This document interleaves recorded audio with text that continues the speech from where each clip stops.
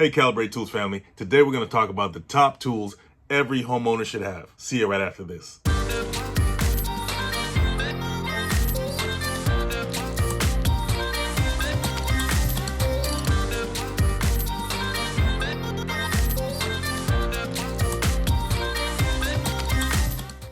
Okay, basic homeowner, never touched a tool before. Let's just say you moved into a new space and you want to put a fridge in. Well, you want to measure that space with a measuring tape to see how wide it is so you can go to the store and size the right size fridge, right? Or you want to put new curtains or blinds up. You're going to need a measuring tape to measure the span of that window so you can go to the store and size the right blinds or curtains. Or you may want to put a big throw rug on your wooden floors, so you got to measure the size of the floor so you can get the right size rug. It's a million applications for measuring tapes, and it's probably the #1 tool you should have in your toolbox as a homeowner. This one right here is double-sided and double hooked.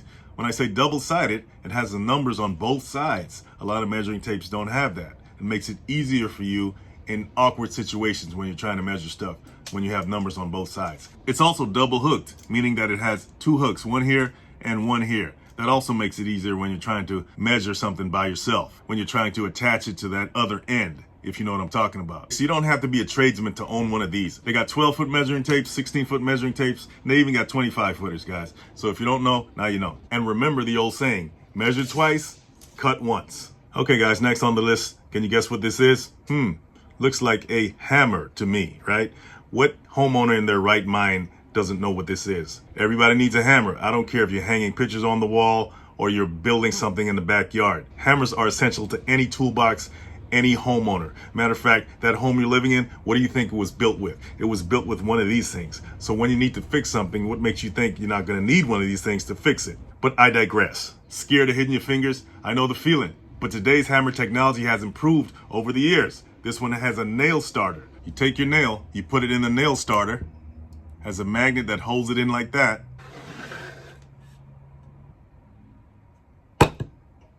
No smashed fingers. Okay, so let's say you don't want to lug around a toolbox that weighs a ton, because I know I've done it, and I'm not a small guy. Well, they have many toolkits like this one that has all the basic tools that you need to fix things around the house. Let's take a look inside. Well, you got wire snippers for those basic electrical jobs that you're doing around the house. Definitely need some needle nose pliers in case you got to pull those fuses or get in those tight spaces. You got 4 of these really tiny screwdrivers to tighten or loosen those really tiny screws. My glasses sometimes fall apart and I got to fix them. And see how small those screws are? You can only fix them with this type of screwdriver. You got a ratcheting wrench. You know how many times I wish I had one of these things when I didn't? Too many times to count. Has 4 sockets of different sizes. Guarantee you're gonna need this at some point. And if you're thinking about where's the screwdriver, well, here it is. And you got about 10 bits to choose from. Phillip, flathead, and star key heads, plus an adapter bit. You just stick it in there and you're good to go. Most of these toolkits even come with a box of screws or nails of different sizes and even a utility razor. What more can you need? You can throw this in your kitchen drawer, in your glove compartment, under your bed, wherever you want to put it. It's small, it's light, and you're not lugging around a 2-ton toolbox. Now, if you're a brand new homeowner or you just moved in, you're probably going to want to hang some pictures just to make it feel like home, right?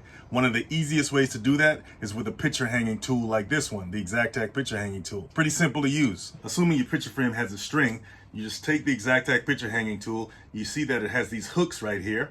You hook it onto the string, lift the frame up about 1 inch or so off the ground because you want that string to be as taut as possible, as if the frame is actually hanging on the wall. You bring this slider down to the top of the frame, then you twist the knob to lock that in, and you simply remove the frame.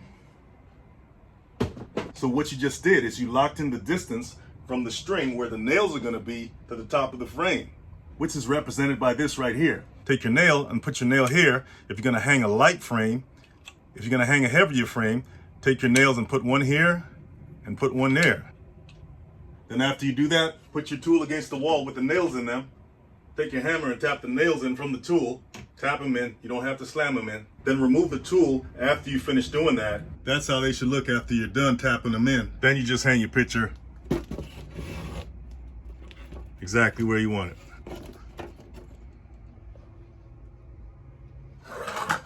All right, guys, you're definitely gonna need one of these too. Guess what it's called? All right, that's enough. It's called a putty knife or a spackling knife. okay? Things are gonna happen to those precious walls of yours. They're gonna get dinged. You're gonna throw things in them. Some of you may even punch them, but that's a whole other video there. You're gonna need this to repair those holes. And yes, you're gonna need some joint compound or putty to go with this. This is no use without that. This is essential to have in your toolkit at home. Besides, it's fun to use. Could be a little messy though. Oh yeah, I almost forgot. Another great thing about putty knives is that you can use them to scrape off old peeling paint, you know, whether that's inside or outside. These are great for that.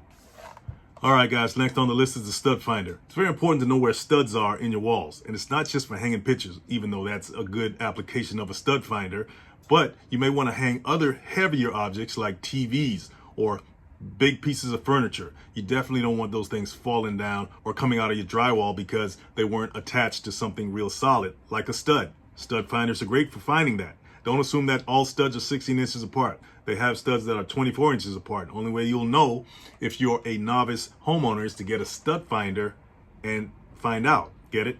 Stud finder, anyway. All right, I know this is so obvious, it's ridiculous, right? But you're gonna need a drill and you're gonna need a driver. Some screws are so stubborn that even with a screwdriver, you just can't get them in or loosen them. So you're gonna need more power, and that's where a drill comes in. And when the drill's giving you trouble, you have the driver, because it has more torque in it, more force to drive those screws right in. And how else are you gonna make those pilot holes? You need a drill for that. At the end of the day, a drill and a driver set shaves hours off of the time that you put into a project. And you can't talk about drills and not talk about drill bits. Yeah, you definitely need a drill bit set to go with your drills. Yeah, some of the bits are missing in this, but that's due to my negligence. Forgive me for that, but you guys get the idea. This particular set is a combination of masonry bits, spade bits, some screwdriver bits, and some regular drill bits. Never know what you're gonna tackle out there, so I would suggest getting something like this, just to be on the safe side. Okay guys, you know, one of the most popular videos on this channel is about how to use a paint sprayer. I guess you guys love to paint. Probably it's because it's one of the easiest DIY jobs to tackle. And it's also one of the most creative and artistic. You can change your whole environment by painting your walls, which means you can change your mood, your feelings, but I digress. They got different brands of paint sprayers out there. You can go get one of the top dogs if you want. But at the end of the day, it comes down to basic technique and knowledge of the product. Okay, what do we got here? We got sanders. One's a sheet sander, one's an orbital sander. What's the difference? A sheet sander vibrates in a linear fashion, back and forth, real fast, right? An orbital sander does just that. It vibrates in an orbit or circular fashion. A sheet sander uses square sheets of sandpaper. An orbital sander uses discs of sandpaper. Which one's better depends on the application. Sheet sanders are not as aggressive as orbital sanders, so it depends on what you want to do. If you want to remove a lot of material quickly, then use an orbital sander. One benefit of a sheet sander, though, is it can get in those corners. Why? Because it's shaped like a square. Orbital sanders can't so much because it's round, right? Either way, they get the job done depending on what you want to use them for, and it's a great addition to your tool arsenal, especially if you're into refinishing furniture and all that good stuff. All right. Last but not least on our list today, this is called a drain snake. I know you guys are familiar with plungers and all that good stuff, but sometimes plungers just don't get the job done. They actually make it worse, and then you got a floor full of, well, you know what, right? Drain snakes attack those drains head on, not just using water pressure. What you do is you feed the snake this coiled wire right here until this portion hits whatever's clogging the drain. When you hit the obstruction, you want to spin this counterclockwise, and hopefully that dislodges whatever's clogging the drain. You can even attach a drill to this part right here to give you more power.